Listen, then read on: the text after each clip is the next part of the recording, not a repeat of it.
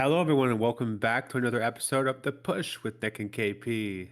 We are here to continue our WrestleMania series and review, going through every single WrestleMania from 1 to 41 and kind of letting you know our thoughts and reviewing each and every single match and, of course, the event overall. For this event, we are going through WrestleMania 9, which took place on April 4th, 1993, in Las Vegas, Nevada, at Caesars Palace. This marked the very first time WWE hosted WrestleMania outdoors in full, and the announced attendance for this WrestleMania was 16,891. The tagline for this sorry.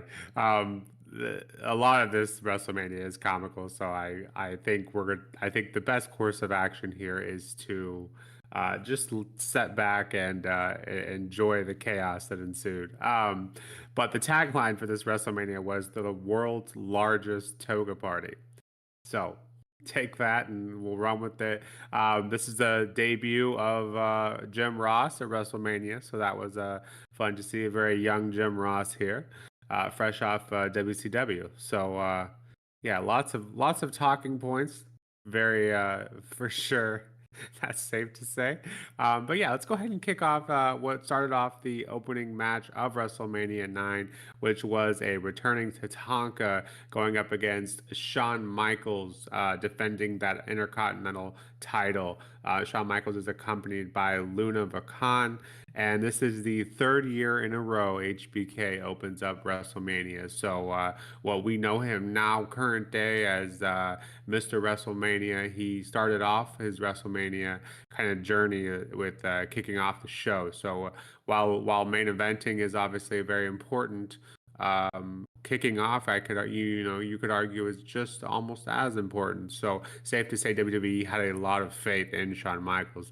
KP, what'd you make of this defense by Shawn Michaels and his third opener to WrestleMania?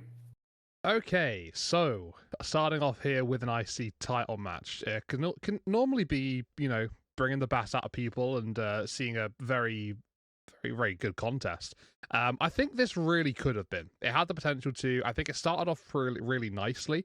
It had like a nice flow to it to begin with, and the pace was good. And I found myself getting really into it to begin with.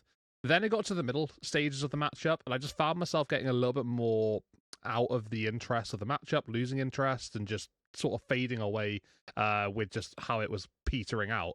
And it just got to a point where I considered it to be a little boring, and it just it wasn't really doing anything for me. It was two guys being very methodical, and the pace that was at the start of the matchup just completely disappeared, and it just turned into a really slow burning middle of the match encounter, which was a damn shame because I thought when it started it was going to be pretty good. Then it gets towards the end of the matchup, and Shawn, he drags the referee out of the ring, and then he gets back in, joining Tatanka. Tatanka hits a sort of Samoan drop star move and hooks the leg of Shawn. It looks like he's going to win the championship there and then, but the referee literally just stops the match because Shawn dragged dragged himself out of the ring. So therefore, disqualification, and Tatanka wins, but obviously doesn't win the Intercontinental Championship. So, I mean, obviously you compare that to something like the modern day, for example, when we see how many referees being dragged out of the ring, whether it's by an active competitive superstar in the matchup, or if it's by a manager or, somebody just coming on down to cause interference. Obviously, times have changed. So, yeah, back in WrestleMania 9, you drag the referee out of the match, he's going to call a disqualification because you can't do that to an official. So that's what happened here. It was a pretty poor finish, in my opinion. It just felt really lackluster and just completely anticlimactic.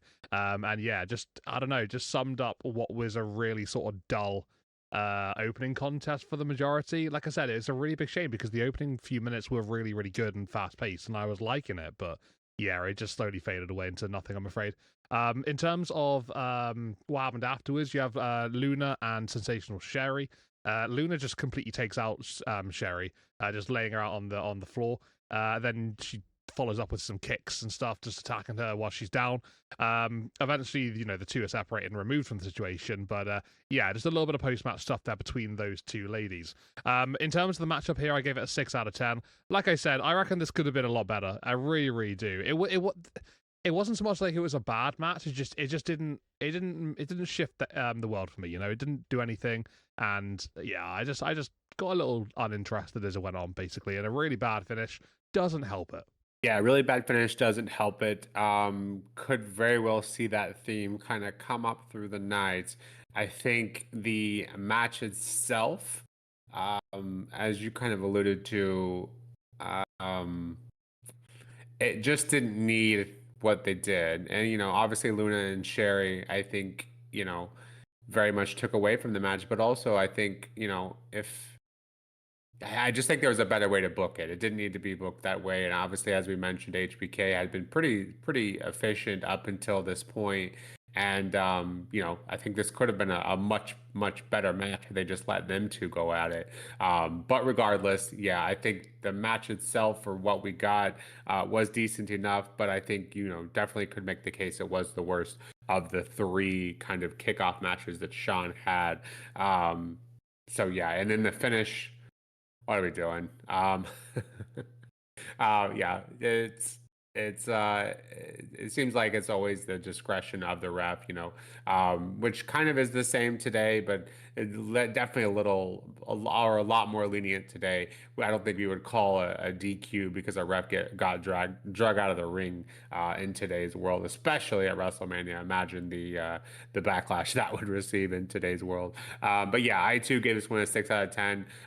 Wasn't bad, but just wasn't great either. It just felt like we were as focused as the out of the ring happenings, and then it kind of drug on because of all that. So yeah, just not the best, and an interesting way to kick off the show. Getting into what I thought was probably the best match of the night. Yeah, actually, it for sure was the best match of the night. This has the Steiner brothers going up against the Headshrinkers with Alpha, and of course the Headshrinkers. I had to double check myself because I go, that guy looks awfully familiar. That is Fatu of the Headshrinkers. That is Rikishi, and this is his debut at WrestleMania. Far removed from the gimmick the world largely knows him as a member of Too Cool. But yeah, KP, what'd you make of this tag contest? I know we have those lofty expectations of the tag matches, and I personally think this one lives up to it and is a fresh take off what the rest of this WrestleMania card provides. So, first and foremost, you said this was your match of the night, and I would agree, this was also my match of the night. However, comparing that to the rest of the card, that's not really saying an awful lot, in my opinion. This was a good match. I wouldn't say it was great or fantastic, but it was good. It did what it needed to do. It showcased 2 tag teams pretty effectively, to be fair. I think the Headshrinkers played really effectively well as the heels in the matchup. They really sort of dialed in and yeah, just showed out with that sort of character and the storytelling of the matchup itself. In terms of how it went down, I thought the match started really well, very similar to that of the opening contest, which I was mentioning a moment ago. It had a lot of back and forth moments, and I think the tag team chemistry was definitely there between both sides, which was really, really nice. I did think, as well as how I described the opening contest, this was a little boring in parts during the match as well. I think it just sort of it just went down that sort of vibe. And I'm not going to say every single match is like that. And this is my match of the night, and I'm calling it a little boring.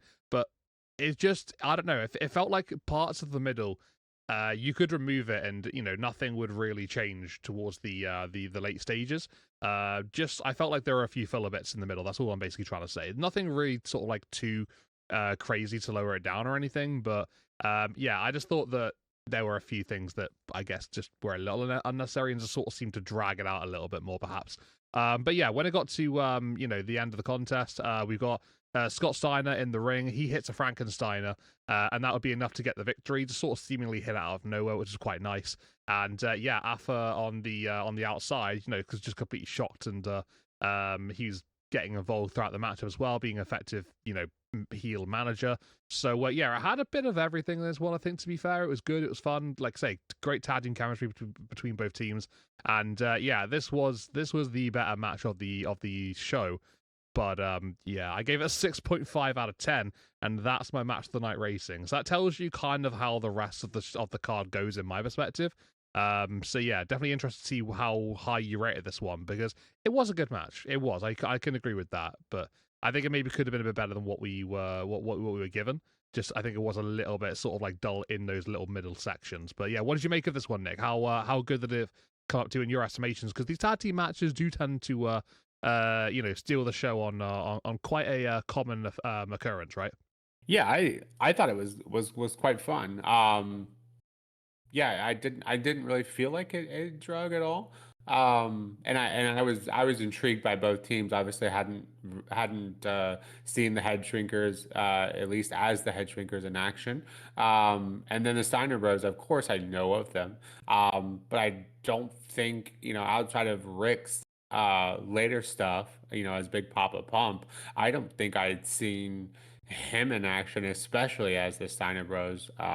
Was never really a WCW guy, and I think that's where he spends a majority of his time. At least that's just my general knowledge of it. But regardless, yeah, I thought they looked really good here. I did think it was a bit funny. I had to go look myself because of them repping their University of Michigan stuff and their singlets there, thinking they're trying to sell these guys as fresh out of college. They were 31 and 32 at the time, I believe.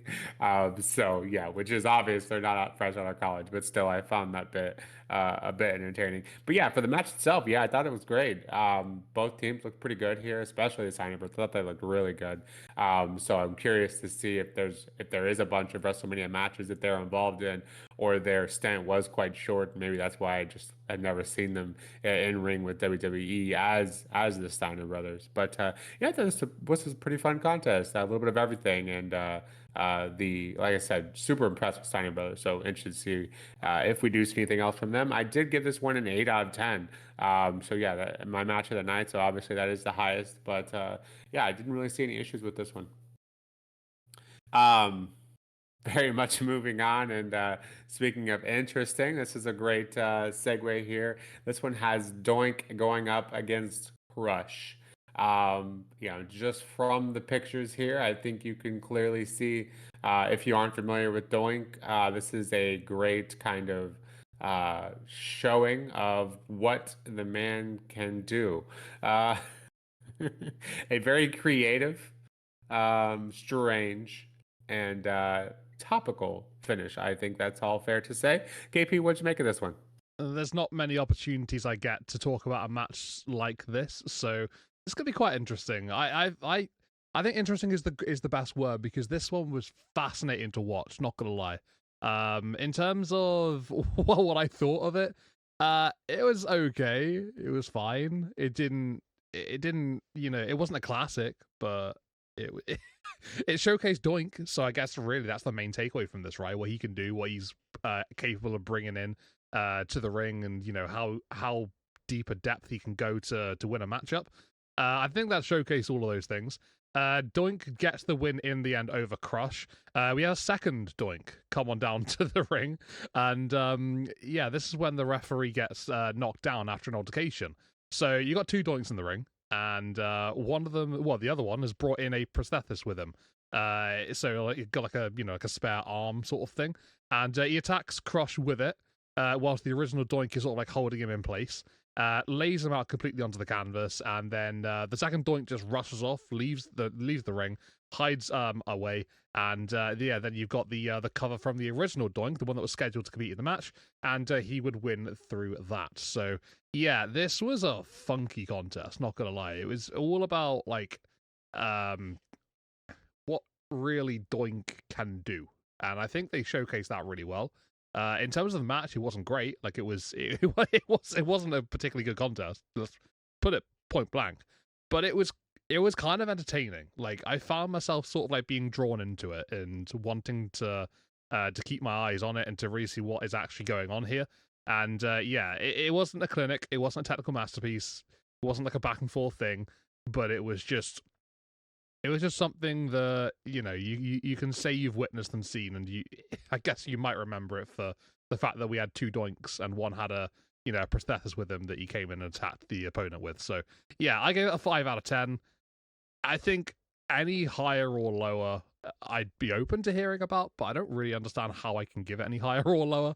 It was just fine. Like, it seemed to do what it meant to do, and I guess that's basically it, really. So yeah, what did you make of this one, Nick? It's quite different perspective going into this one, right? Yeah, topical is I think a good word for it. And yeah, I feel I hovered around the 5 area as well because yeah, as far as the in-ring match, Doink versus Crush, I don't think was ever intended to steal the show, but it is here to provide a bit of entertainment. And I think it did just that. And I think the commentary team, which featured Randy Savage tonight, by the way, which I thought was I really liked him on commentary.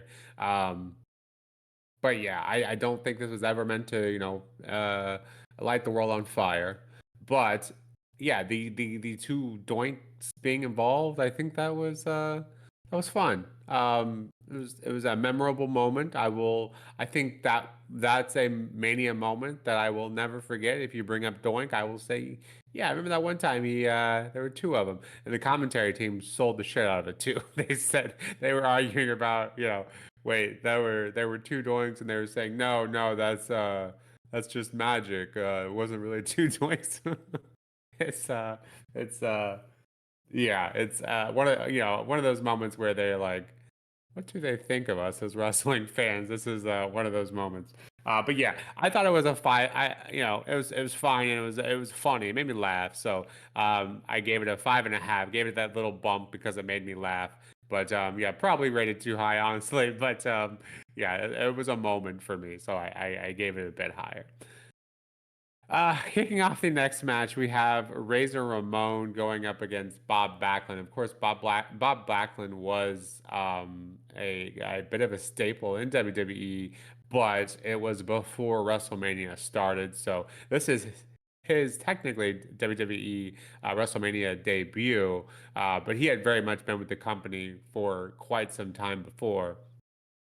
But yeah, going up today against Razor Ramon, his WrestleMania debut, and an interesting contest here as well. KP, what'd you make of it?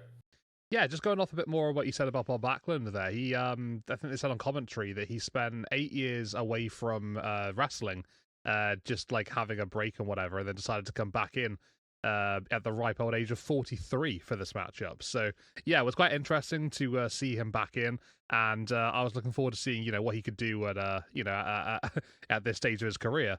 And honestly, didn't really get to see too much of him. Unfortunately, there was a little bit of wrestling involved, sure, and you can see that he was bringing that to the table, but because of how short the match really was here against Razor Ramon, it's not really a whole lot to discuss. Like, I'd probably say it was about, like, what, 3 or 4 minutes most, I want to say? That might be even generous, to be honest with you. But regardless, it was a pretty quick match. It didn't last too long. So, yeah, in the end, you've got Razor Ramon. He's reversing an attempted slam, it looks like, that Bob Backlund's going for.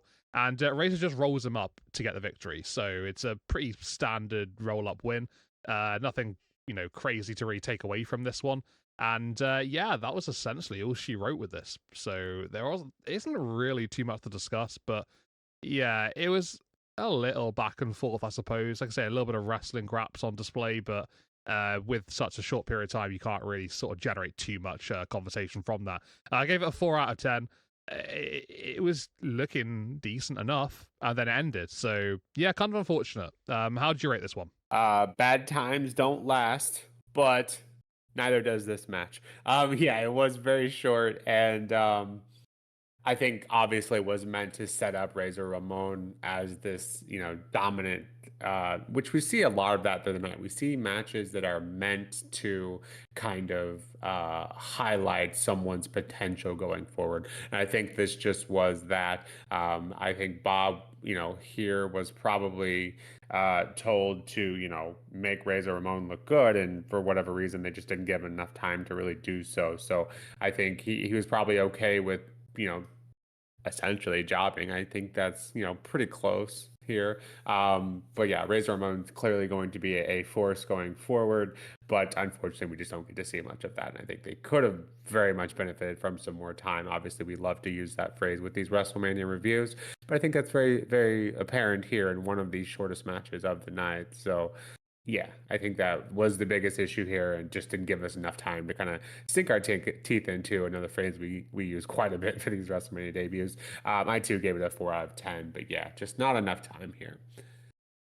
Moving on to the next match, we have a very interesting contest here as well. We have Brutus the Barber Beefcake going with Hulk Hogan going up against Money Inc.'s IRS and Ted DiBiase defending those tag team titles once again.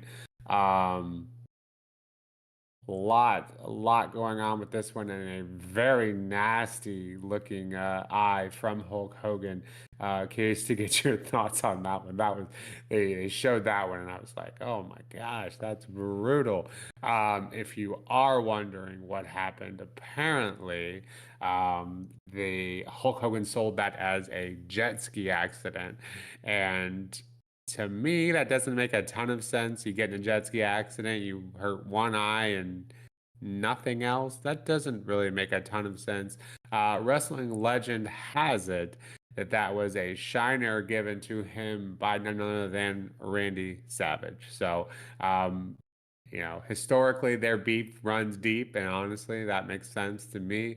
And I'm going to buy into that because it's a lot more interesting than a jet ski accident, which seems highly unlikely, provided the one eye and absolutely nothing else wrong with them. So, KP, as for the match itself, yeah, interesting finish here, but yeah, what'd you make of this one? Yeah, this is quite fascinating of a match to watch, to be honest. I think it had a little bit of an awful lot, I think is fair to say. In terms of how the match went down, I thought it had a decent flow. Like, it was all right. It was a bit back and forth. We had, quite a lot of tags throughout the matchup, and we saw a bit of everyone, so that was always nice. It ended in the end, yeah, it was a weird finish. So let's run this back a little bit. You got Brutus, Beefcake, and IRS as the legal men. The referee gets knocked down. Tags are made. You got Hogan and Million Dollar Man coming on in. And Hogan takes the mask that was removed earlier in the contest, which Brutus was wearing, and he starts to strike both members of Money Inc. with it. So obviously Ted and IRS. With the referee down, this is all happening. Both Mega Maniacs go for the cover, and Jimmy Hart, he's at ringside here watching this one take place in the corner of Brutus and Hulk, and he puts on this sort of striped t-shirt. I guess simulating, a referee top. And he goes into the ring and does a count to 3. Very good count, actually, to be fair, even though he's using both hands. I thought he did a very good job with the timing. Yeah, he basically just says, you know what, you guys win. You win the WWF Tag Team Championship. So, Hulk Hogan and Brutus Beefcake are up celebrating. They're holding their titles up above their heads. And then we get the referee's decision, which comes after another referee comes on down, and he actually awards the disqualification because he saw the mask being used from Hulk Hogan. So yeah, he reverses Jimmy Hart's decision and gives the victory to Money Incorporated instead. So yeah, it was it was a very weird matchup, this one. The ending was strange as well. We also had a bit earlier on where Ted DiBiase and IRS, they tried to actually leave the match and, just get counted out. And we've seen these weird, pretty crappy finishes in the past. And I thought this was going to be another one. They're just going to walk off. But an announcement came out over the arena and said, look, IRS, Ted DiBiase, you got to until the count of 10 to get back into the ring. If you don't, you're going to lose the match, and you'll also lose your tag team championships. And that obviously made them get back in, and that would lead into that very extraordinary finish that we had at the end as well. Whether good or bad, whatever. Yeah, once all that sort of petered out and stuff, Ted DiBiase and IRS, they went off. There's a briefcase of money, just cash lying around, and Hulk Hogan and Brutus Beefcake go and get it, and they start sharing money with the crowd. So, yeah, I guess that is what it is. That was the match in general, really. I thought it was kind of slow and it was kind of dull for the most part, but there were bits where I was really interested in, especially the ending where it just all seemingly went into chaos. So I guess that was kind of cool. But yeah, not the greatest finish, but honestly, I didn't mind. It was a little different. So we've seen way worse finishes, that's for sure. I gave it a 6 out of 10. I thought it was a decent match, but didn't set the world alight. But yeah, what did you make of this one, Nick? Quite a roller coaster of emotions. This one, right? Yeah, I wish we saw like the count out stuff, which I wish we saw some more. Of course, but this is exactly the year before Money Inc. There's walked out, and it was a pretty good match up until then, and then that was it. So I'm glad at least they showed some continued story there and allowing obviously this would involve Hulk Hogan, so they're not going to be able to get away with that as easily. But forcing them to come back down to the ring, I was happy to see, because if the match did end there, yeah, this would have been a terrible match. But forcing them to come back down and seeing Jimmy Hart as a face was interesting, to say the least. And then him reversing that jacket to the ref patterns, that was great. Yeah, like you said, it wasn't bad. Interesting. It told a decent story, and yeah, the finish was unique, to say the least. But yeah, Money holding on to those titles once again, and very interesting match. This was Ted DiBiase's last in-ring WrestleMania appearance. But yeah, it was decent. Not the best, especially with what we expect from these tag team matches at Mania. I gave this one a 5.5 out of 10. Yeah, would have liked to have seen a clean finish, but it was at least different, so I'll give it that. Getting into the next match, we have the Narcissist Lex Luger going up against Mr. Perfect. Lex Luger had a very big entrance. Clearly, is going to cause, and the commentary team as well. We're selling this guy like he was the next Hulk Hogan. Very much hyping this guy up, and rightfully so. I mean, the guy looks great. Being accompanied to the ring by basically women in bathing suits, bringing mirrors with fireworks attached to them, which back then I think is pretty impressive. And he's staring at himself in the mirror. Very, very much jumping into that narcissistic gimmick. I really liked the presentation they had for Lex Luger here. KP, what'd you make of the match itself, though? I described it as, go figure, slow and dull throughout most of the match. Like a lot of these matches have been in this show so far. I don't know, there's a really weird running theme. Like I love a pure wrestling match, right? And I think that sometimes you can go a little too far with that sort of moniker. You can go into a pure wrestling contest which is too to the book. And I think these matches throughout this show have either been like that, or they've just not featured enough to really be as entertaining and gripping as they could do. I think that there's a really weird running theme. I haven't noticed this through any other WrestleMania. So 1 through 8, I thought there are some matches that have been pretty good, some have been pretty poor, and there have been some little clinics in here and there, quite entertaining even for a short time. But yeah, I feel like this particular WrestleMania, it had a lot of matches that just seemingly just like, I don't know, went through the motions and didn't really do anything for me. And this was another example of that description. You got, Lex Luger and Mr. Perfect, two pretty decent specimen in the ring, great physiques and good ability for sure that they both possess. And the match was okay. It was fine. I thought the dynamic was interesting at first. Lex Luger, like you said, looks great and was presented extremely well. So I thought, okay, right, this is going to be fantastic. Let's really see what these two are about. It gets to a point in the end of the contest where Lex gets the victory over Perfect by he sort of counters an attempted backslide from Perfect with one of his own. So literally just just pays him back right there. Perfect sort of like rotates and both of his feet go onto the ropes, but the referee doesn't notice that and still gives Lex Luger the win. So yeah, it was a kind of a unique finish, I guess. You know, the rolling over of the feet onto the ropes and the referee just absolutely not seeing it. I think you could probably argue the refs should have definitely seen it, but I guess it is what it is, and they played into that. But yeah, after the matchup, Mr. Perfect gets laid out by Luger, and when he comes back around, he chases after Lex, who's already sort of like, you know, basically backstage by this point, very high end of the ramp anyway, regardless.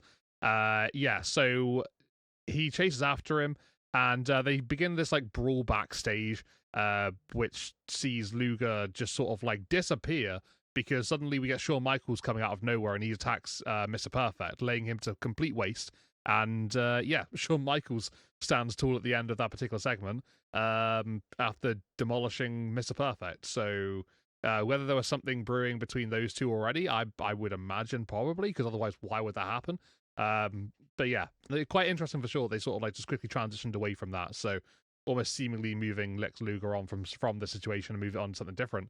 And obviously likewise with Perfect to Shawn Michaels. But yeah, yeah, it could have been better. I think that's what I'll safely say. But I was hoping for something really good, and it was a bit, you know, wasn't too great. What did you make of this one, Nick? It's an awkward one to describe. I find, but did you like it? Did it did it do anything for you? Well, first of all, bold of you to assume logic and the fact that HBK comes in and costs someone a match.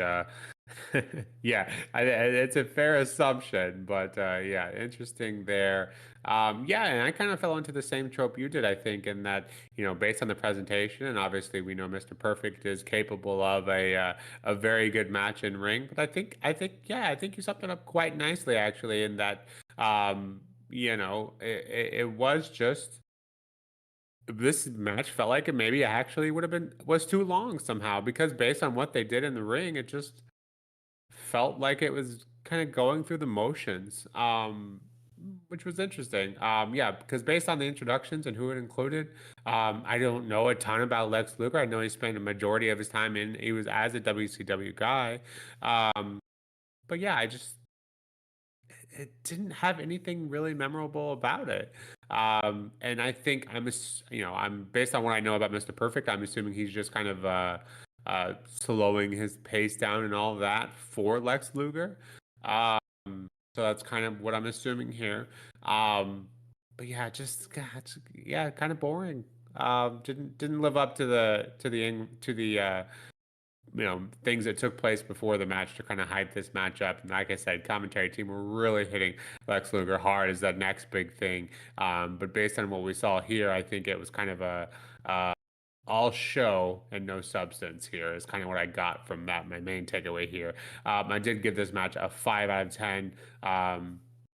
It it was interesting, but just, yeah, drug on. And actually, I'm gonna change it on the spot. Actually, I'm gonna give it a 4 out of 10. Because just talking through it, just there's no reason it deserves any higher. Yeah, just really brought nothing to the table, unfortunately. With that, and continuing the theme of bringing absolutely nothing to the table, Undertaker continuing his WrestleMania streak here, going up against Giant Gonzalez. Oof. KP, walk us through this one, and of course, give us your rating, which I'm sure has to be a perfect 10 out of 10. I'm quite interested in this because this is going to be quite funny, I reckon. I was told by somebody, actually, ironically, yesterday, that this was one of the worst WrestleMania matches in history. I can name like at least 7 or 8 so far that we've seen that have been worse than this one. Was it good? No. Was it bad? Yeah, kinda. But was it completely terrible? I don't think so. It's a weird one, this one. But yeah, Undertaker and Giant Gonzalez. I think the main problem with this is that it had absolutely no pace to it. When you got two guys like Undertaker and Giant Gonzalez, you're not expecting that, and I understand that. But we've seen Undertaker, you know, bring a little bit of energy into these matches before. You know, he's just capable of just springing out with some big move, and you know, it immediately grabs your attention. I don't really think this had that though. Yeah, it was an odd vibe. It was very slow, very progressive, very methodical. and it was just almost like everyone was moving in slow motion for the 90% of the time. So I guess that was basically the main sort of talking point from this. It was slow, it was dull, and I know what you're probably thinking, KP. You've said absolutely nothing to sort of say, why this is at least decent. I don't know if I really can, but I have to compare it to matches we've already seen, and this had a bit more than they did. So I guess it's just it was bad, but it wasn't as bad as some other matches that we have watched so far. For me personally, anyway. It gets to a point in the end where it's not even got a good finish. It ends in a disqualification, where Undertaker wins by DQ. Gonzales has got a cloth with chloroform on it, and he results in passing out Undertaker and allowing him to win the match via this chloroform cloth. Like, what are we doing here? Why is this a thing? Taker gets taken to the back before the bell tolls, and then he just appears at the top of the ramp and then just charges back down and lays out Gonzales. But what on earth was this? I'd say it was a train wreck. It wasn't even that fast. It was more like, I don't know. it didn't have the energy to be considered such as this, but it was just a very, very, very dull and weird match. It wasn't good. I gave it a 3.5 out of 10, just purely for the fact that I don't think it's as bad as other matches we've seen. That's not a positive. That's not a good thing, but I'm being honest. I'm comparing. That's what we're doing here. At the end of the day, watching a lot of matches, we've seen some absolutely atrocious things. This was on that similar level, but it was slightly better than some of those other ones. So yeah, 3.5. What about you, Nick? This is a hard one to discuss. Yeah, not a good match. Far from it. But the worst WrestleMania match? No, I can probably give you probably close to 10 throughout the first 9 WrestleManias that we've seen that I gave a lower rating to. So, worst WrestleMania match? I don't think so. At least it brought something, topical to the conversation. First of all, Giant Gonzalez' outfit, interesting choice. It kind of just sets the table for what else you expect. Obviously, Undertaker does his best to sell, and from in-ring standpoint, as you said, very slow moving, but building up Giant to be this huge giant. Undertaker, seemingly, will he have what it takes to take him down? Chloroform cloth, man. That was a commentary too. Like, I can smell it from over here. That's Yeah, I didn't have that. For some reason, if I have seen this before, which I feel like I have, but I blocked it out, and that's probably, as we can see here, probably a good decision. And then Undertaker comes back in after he recovers from the chloroform nap, gets some form of retribution, but yeah, far from a wrestling clinic this was, and definitely far from Undertaker's best match. And I'm not sure if just off the top of my head, I'm not sure if we see Giant Gonzalez back in the business after this. But we'll keep an eye out for him. But I don't think we do. And based on this, I would think that's fair. I feel like clearly we've seen wrestlers that are that stature that aren't the best in the ring. So, and no surprise there. But I'm not sure if you give this match 10 minutes, is it better, or is it worse? Do you expose them more? So, kind of, I guess, a topic of discussion there. But yeah, far from a great match here, but definitely not the worst. I too give this one a 3.5 out of 10. Getting into the next match, which was booked as the main event. Bret didn't know the outcome of this match until, I believe, the morning of or the night before. So definitely within 24 hours, he did not know what was going to happen here. This, of course, has Yokozuna with Mr. Fuji going up against Bret the Hitman Hart for that WWE Championship. KP, what'd you make of this? What was supposed to be the main event of WrestleMania 9. Not great, I think, is a pretty safe way to describe it. It was a slow match, but it was okay, I guess. That's how I described it in my notes here. Yeah. I don't know how really this match was ever going to be main event quality type thing. You've obviously got Bret Hart in there, who is ultimately, one of the best in-ring superstars probably of all time. And then you got Yokozuna, who's a very different kind of athlete. And I just don't think that their styles together are really going to produce anything ultimately special. Even if you've got WWF Heavyweight Championship on the line, even if it's the main event of WrestleMania, I think it's very difficult to still produce something of high quality between these two stars together. And yeah, they didn't really achieve that in my eyes personally. You get to a point in the matchup where Bret Hart locks in the sharpshooter. Mr. Fuji, he's on the outside, obviously supporting Yokozuna. He gets his salt, which obviously is a staple of his, throws it into the eyes of Bret Hart, and Yokozuna goes for the cover immediately and just wins. He doesn't even go for a big move afterwards, just second he can, goes for the cover and wins the WWF Heavyweight Championship. So yeah, it's in terms of a match, it wasn't good. It really wasn't. You get Hulk Hogan, who's coming down at the end. He's like sort of like coming to the aid of Bret Hart.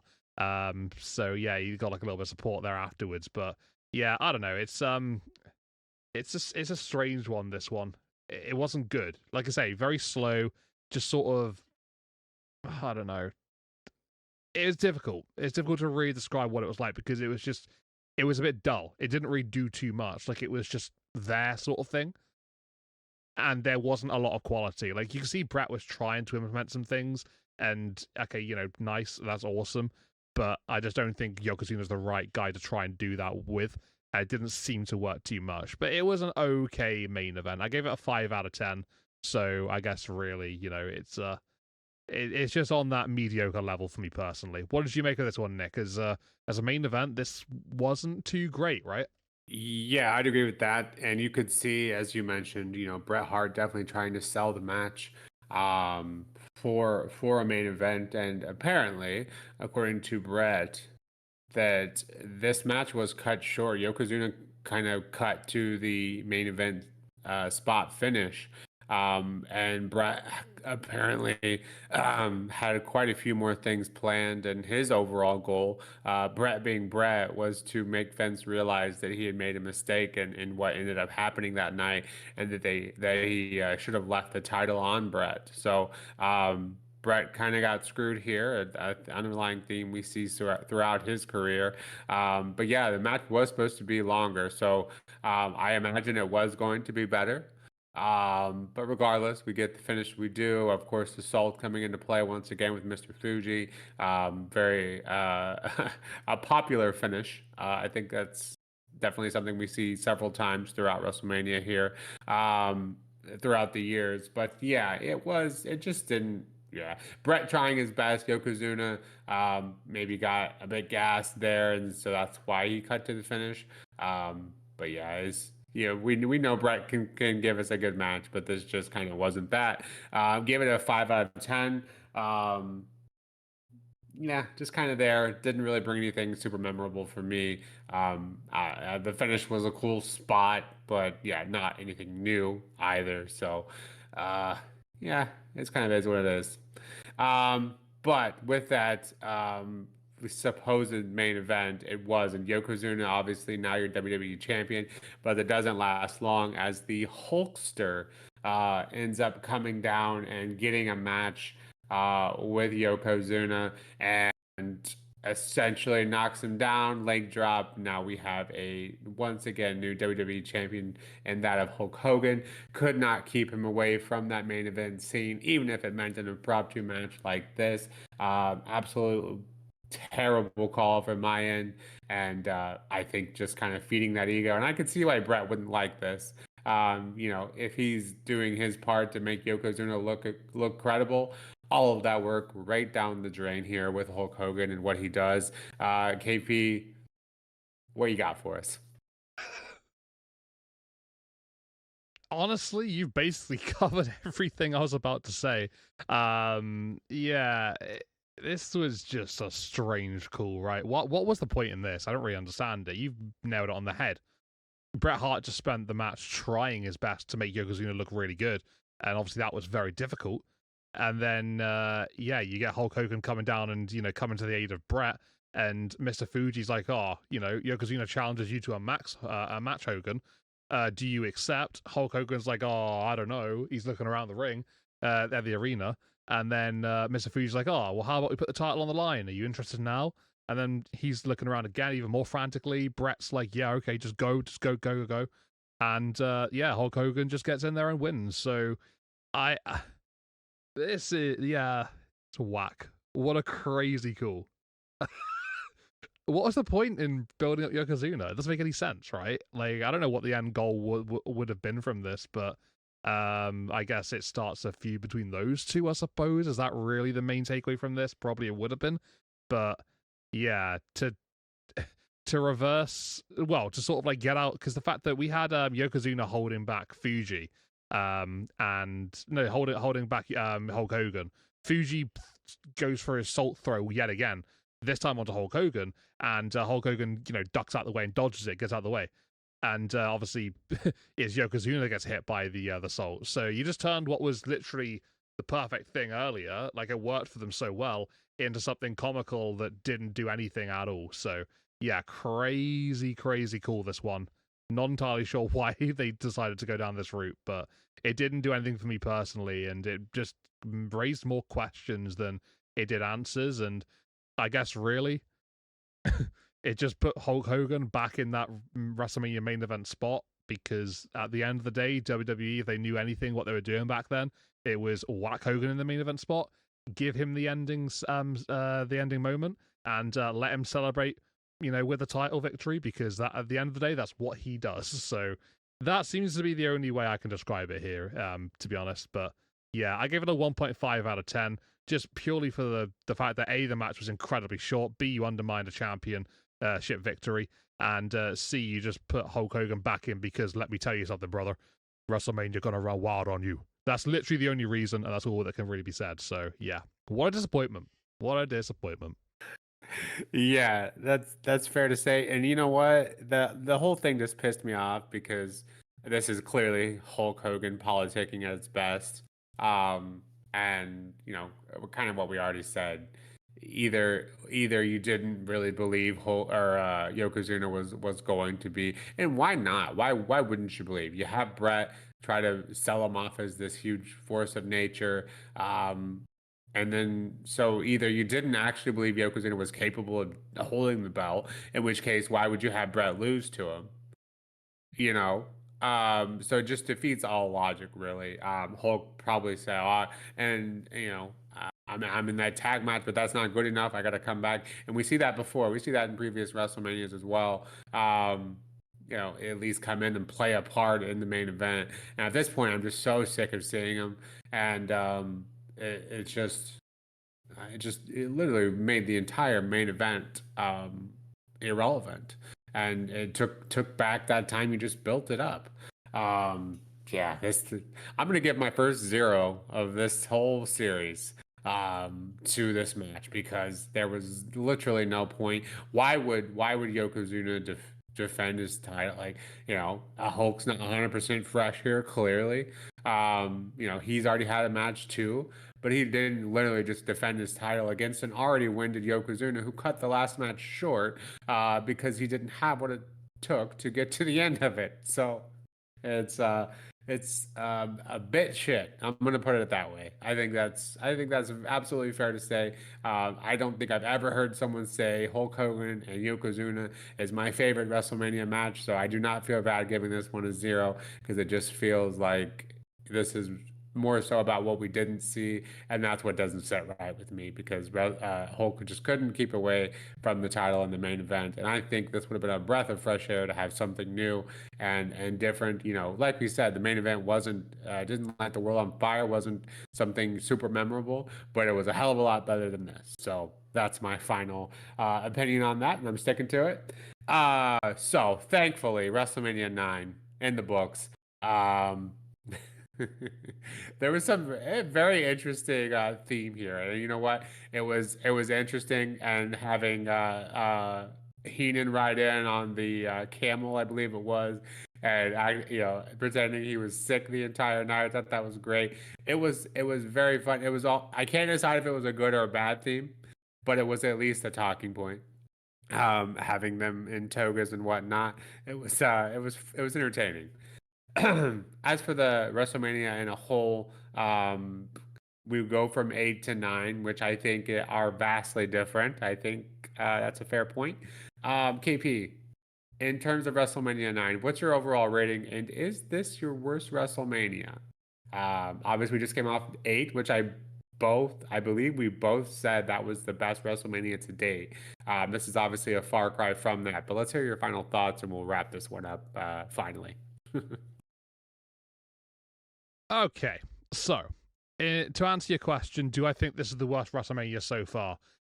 Technically, by my overall ratings, it's joint worst, but I think you put a little asterisk next to this one because I round. I round from, like, say for example 5.2, I round it down to 5. If it's like 4.9, I round it up to 5. That sort of thing. I'm pretty sure whenever I've done the overalls for the previous ones, out of an average, it's been 5 point something.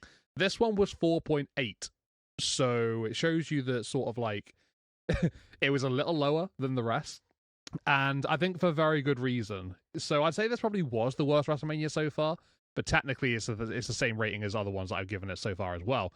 But I think you think about it, that there isn't a match on this card, for me anyway, perspectively speaking, that really sort of did an amazing job and was a match I'd go back and watch. I wouldn't even consider for a second going back and watching any of these matches again.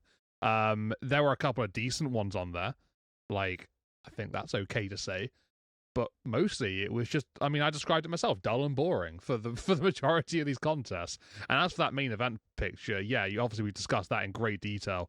That's meant to be the big thing to take away from the show, and it just made me think, well, why the hell have they done that? That seems utterly diabolical. So I don't think that's the real reaction they're looking for. Obviously, people maybe back during these WrestleManias, Hulk Hogan was obviously a massive star, and he was the face of the company, and people loved seeing him as a champion. So I guess are they all blinded by Hulkamania? Maybe they were, and that's why it was okay at the time to do that. But yeah, I think modern day, if that was to happen, there'd be chaos. People would riot about it. So we obviously know what the state of the IWC is at the moment, and yeah, this was to happen modern day, it would be crazy. But yeah, regardless of that fact, this was just a very meh and mid WrestleMania. It wasn't good. It was poor, and just purely for the fact that nothing of note really took place or occurred. The only thing notable is that diabolical main event. It's not a good thing to note. So yeah, 5 out of 10 I gave it, but I think it is just outright the worst one so far. It was bad. It was really, really bad, and it was boring. So utterly boring for a large part of it. So yeah, not the kind of entertainment that I'm looking for from a WrestleMania. That's a big event. This didn't feel like it though. Yeah, and I kind of wonder if we had watched these out of order. Like, say, for instance, we watched for just, talking points. If we watched WrestleMania 9 after WrestleMania 1, would it come off as bad? Because obviously, comparatively speaking to 8, which we both thought was very good, um, this is a step down from that. And so maybe that had an effect on it. I'm not sure. But I think in the grand scheme of things, it probably doesn't really matter. Maybe we wouldn't have rated it as low just because we weren't, thinking of the last WrestleMania.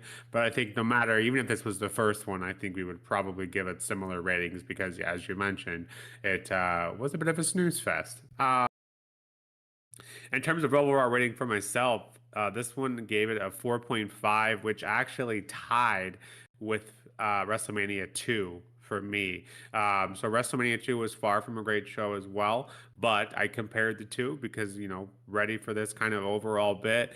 And there were better matches overall on WrestleMania 2. There were some bad ones as well, but there were better overall matches on 2. And I enjoyed WrestleMania 2 more than I enjoyed WrestleMania 9. So with that, I'm going to give the bump 2-2 over 9, and I am putting 9 down as the worst WrestleMania so far.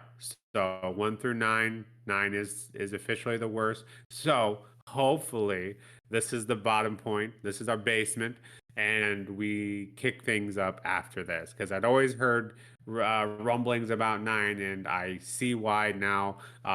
It is not a great show, and the finish really, I think that was just the icing on the cake. I think if you take out the finish, it's not the worst WrestleMania. At least it wouldn't be just right off the bat, and I walk away from it thinking that was terrible. But that was just the icing on the cake, and kind of cements it for me. Could have probably looked through the rest of the card and thought, maybe it's not the worst, but the second main event, if you will, that kind of cemented it for me, and that's what I walk away remembering most, and I just hate it. So with that, WrestleMania 9 in the books, thankfully, and we will swiftly move on to WrestleMania 10 by tomorrow. Get that taste out of our mouth. So with that, WrestleMania 9 in the books, this has been the latest WrestleMania recap of our WrestleMania series. And this has been the latest episode of The Push with Nick and KP. If you like what we're putting out there, or have some comments of your own, like how much you love that main event, please do let us know in the comments below. And don't forget to like and subscribe as well. But until next time, we'll see you soon. Take care.